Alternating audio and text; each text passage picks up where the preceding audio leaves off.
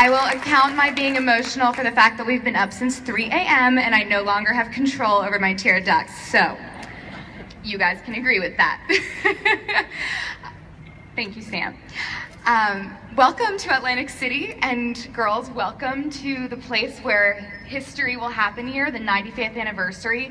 I can't believe just a year ago I was sitting in your shoes, or heels, and I will say it's very nice to be on the other side now that I've traveled the world and been Miss America and gone through the experience, but you are about to embark on the journey of a lifetime. As you know, this morning we were on Good Morning America, we were on the Inside Edition, Extra, traveling New York City. We just got back, I don't know, 5.5 minutes ago, and the whirlwind continues. And that's a day in the life of Miss America. That's been the last year for me, so you guys got a taste of that today, and one of you will continue that pace for the next 365 days. And you kept up today, so I think we're gonna be okay, right? I think we've got a pretty sustainable group here. They can do it, right? Well, I just want to tell you all a little bit about my year as Miss America. As Sam said, I travel over 20,000 miles a month. I'm in a different city every 2 days. I actually sat down to do the math the other day, and I've traveled enough miles to circle the globe about 10 times, which is a lot. That's a lot of miles, which I get to keep the hotel points and the airline points, which is really, really nice. That's why I wanted to be Miss America. Right? I mean, why else? And as Miss America, I've served as the National Goodwill Ambassador for Children's Miracle Network Hospitals. It's been one of the best parts of being Miss America. That partnership is so special, and I've created incredible relationships with some amazing kiddos, and they are the light of my life. They make every day worth it. They put life into perspective.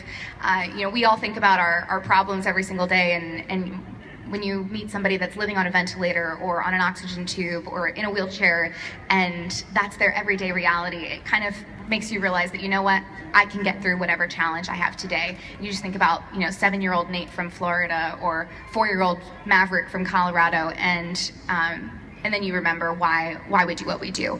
And I know all of you can understand that all of our incredible contestants raise so much money for Children's Miracle Network Hospitals, and it's just been such an amazing partnership that you will get to continue. And trust me, there is nothing as magical as walking into a hospital and saying, "Hi, I'm Miss America," and seeing a child smile. Thanks. As Miss America, I have my personal platform called Love Shouldn't Hurt, protecting women against domestic violence.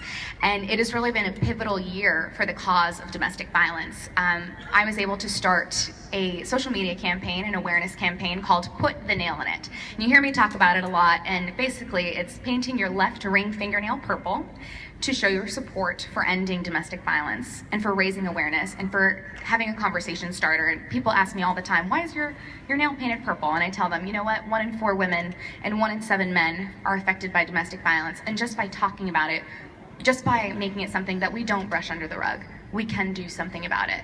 And I've partnered with a wonderful organization in New York called Safe Horizon, the largest provider of domestic violence services in the country, and have created this campaign. You can catch it on the Discovery Channel, which is really exciting, and the leaps and bounds that we've been able to make this year have been groundbreaking. So I'm so honored that I was able to come into this role when domestic violence was entering the national spotlight. And I will continue that advocacy work for the rest of my life. And of course, I've been honored to travel with the USO this year. I was the first Miss America since about 1971 to visit our troops abroad and thank them for their service.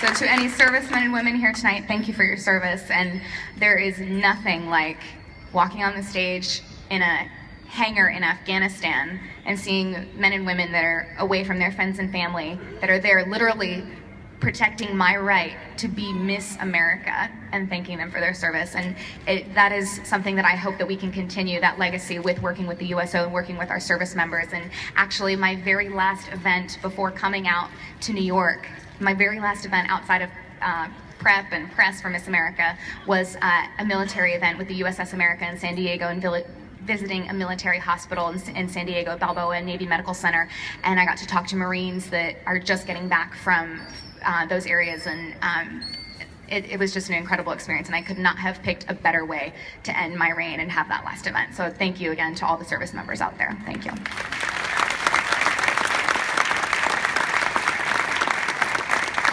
So before I wrap up, I know we want to see the main event over here, but I just want to thank a few people. Thank you, Lieutenant Governor. Thank you to the CRDA, the ACA, Meet AC, Don Guardian, my friend. I love you so much. I've been to Atlantic City about 13 times this year, and Atlantic City always bends over backwards for me. There is nothing like being Miss America in Atlantic City. They treat you so well. They roll out the red carpet.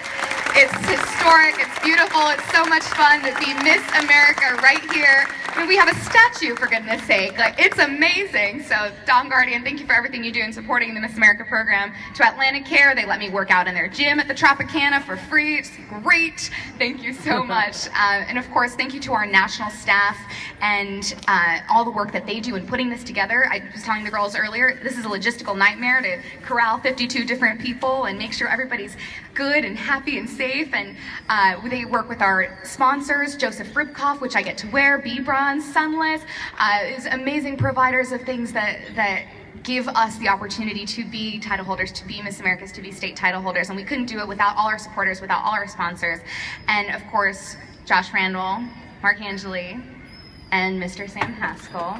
So I just have to take a moment to talk to you guys about Sam. Sam has been my biggest adversary, advocate, and my best friend throughout this entire year. This would not exist were it not for Sam Haskell and the personal investments he's made in the Miss America organization. We would not be sitting here. You guys would not be here.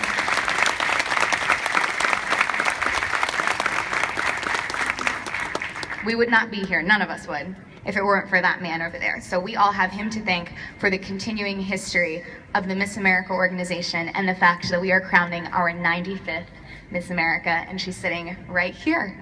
So I'm excited to see all of you on September 13th. Just kidding, we're canceling the pageant. One more year. No, I'm kidding, don't worry, girls. But it will happen right behind you in Boardwalk Hall, and I can't wait to see who that next girl will be who will carry the 95th crown. Thank you so much for having me, and let's get to meeting these girls. Thank you.